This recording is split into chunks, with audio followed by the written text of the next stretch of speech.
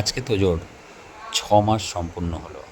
6 মাস পরে যে মুখে প্রসাদের একটা রীতি থাকে, সেটাকে সম্পূর্ণ করার জন্য আমরা চাকলা মন্দিরের উদ্দেশ্যে রওনা হলাম।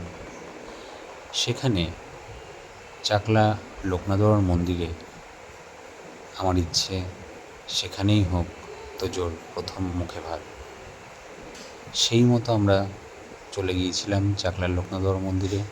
সেখানে গিয়ে সকলে মিলে আমরা সেই অনুষ্ঠানের আয়োজন করেছিলাম।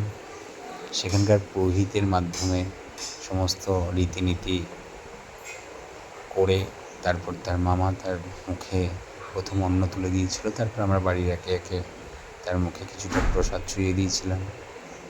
এভাবে করে সত্যিই দিনটি আমাদের কেটে গিয়েছিল। তো যেভাবে ছোট্ট দিন দিন আমাদের মধ্যে বড় হয়ে উঠছে, আজকে যেমন 6 মাস হয়ে গেল। সত্যি এভাবেই আমাদের জীবনে আস্তে আস্তে স্মরণীয় হয়ে উঠছে প্রতিটি মুহূর্ত তোজোর জন্য।